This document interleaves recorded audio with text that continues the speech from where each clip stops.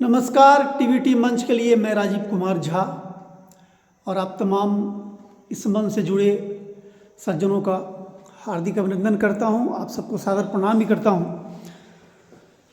जैसा कि हम सभी जान रहे हैं कि काफ़ी कड़ाके की ठंड पड़ रही है और इस कारण से बच्चों के लिए स्कूलों को बंद किया गया है, लेकिन हम सभी शिक्षक स्कूल में मौजूद हैं और पढ़ते पढ़ाते समय बीते तो ज़्यादा अच्छा है। समय ऐसे ही बेकार जाया करके उससे कोई फ़ायदा नहीं है। बस इन्हीं चीज़ों को ध्यान में रख करके मैं चाह रहा हूँ कि कुछ ऐसी चीज़ें अपने मन से जुड़े हुए बच्चों के लिए बनाऊँ ताकि उनको कुछ फ़ायदा हो। इस वीडियो में मैं जिस टॉपिक पे बात करने वाला हूँ उसको हम लोग विविक्तर बोलते हैं, डिस्क्रिमिनेंट लिखते हैं उसको। शॉर्ट में हम लोग उसको कैपिटल डी से डिनोट करते हैं, कैपिटल डी से। हाँ, बोर्ड एग्जाम में अभी जो 2023 का एग्जाम होने वाला है 10th बोर्ड का, उसमें ऑब्जेक्टिव क्वेश्चन में एक न एक सवाल इससे जरूर आता है। मेरे हिसाब से तो कम से कम 2 क्वेश्चन आता है, एक में केवल डी निकालना और एक में ये जानना कि जो दिया गया द्विघात समीकरण है उसका मूल वास्तविक होगा या नहीं होगा, मूल समान होगा या असमान होगा। ये तमाम चीज़ें जो है जानने के लिए हमें डी का ही वैल्यू निकालना होता है। तो फिलहाल एक सवाल दिया हुआ है कि 4x² - 13x + 5 का विविक्तर ज्ञात करें। तो सबसे पहले हमको सॉल्यूशन निकालने के लिए डी का फार्मूला लिखना होता है और डी का फार्मूला होता है b² - 4ac। b² - 4ac आप तो पढ़े होंगे, मैं तो बस रिवाइज करवा रहा हूँ। इसमें ये जो हमारा द्विघात बहुपद है, इसमें ए बी सी कौन है ये आप पहचानते होंगे। इसको हम बोलते हैं ए, इसको हम बोलते हैं बी और ये हमारा सी है, कांस्टेंट टर्म है, अचर पद है। तो हम b² लिखा हुआ है तो हम लिखते हैं -13 का स्क्वायर करते हैं, -4 × ए है, ए में हमारा 4 ही है और सी में हमारा 5। तो -13 का स्क्वायर करेंगे, -13 में -13 से मल्टीप्लाई करेंगे, गुना करेंगे तो आएगा 169 और उसमें से माइनस करेंगे, 4 में 4 से गुना किए 16, 16 में 5 गुना किए 80, 80 आ गया, घटा लिए तो 9 और 89 है। मतलब डी तो निकल गया, सवाल हमारा यहाँ पे बन गया है। ऑब्जेक्टिव क्वेश्चन आएगा, ऑप्शन जो आएगा 89, उस पर हम उसको रंग देंगे। लेकिन बात अब इससे आगे बढ़ाना है कि अगर d का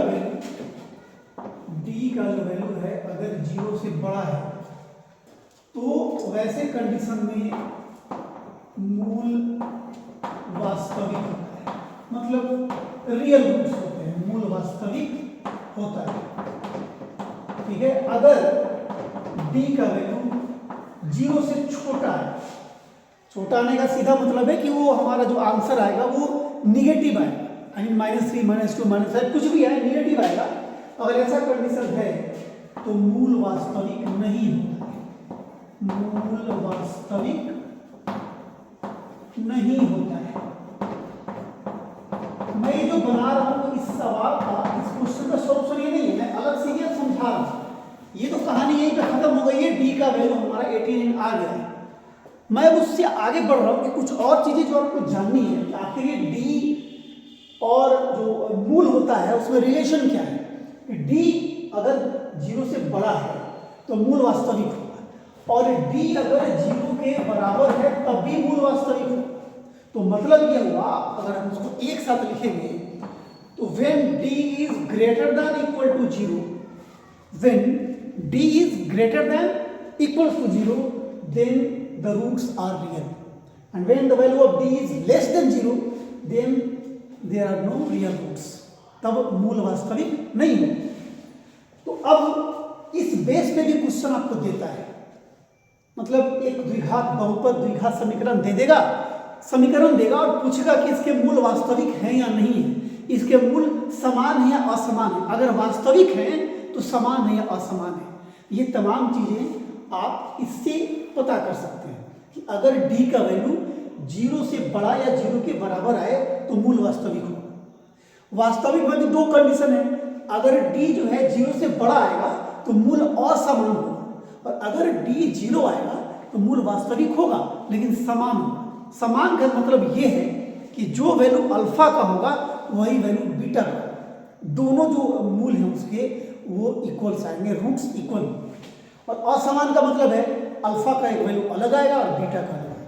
ये तभी जब डी जो है 0 से बड़ा या उसके बराबर, और अगर डी जो है निगेटिव आ गया, डी का वैल्यू हम निकाल रहे हैं यहाँ पे, विक्टर हमारा अगर निगेटिव आ गया, माइनस में आ गया, तो 0 से छोटा होगा, और जैसे ही वो 0 से छोटा हुआ मतलब उसका मूल वास्तविक नहीं होगा।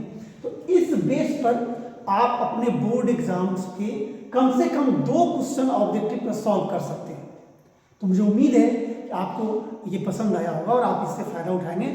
अगले वीडियो में मैं आपके लिए कुछ और लेकर के हाजिर होऊंगा, तब तक के लिए मुझे इजाज़त दें। बहुत बहुत शुक्रिया, धन्यवाद।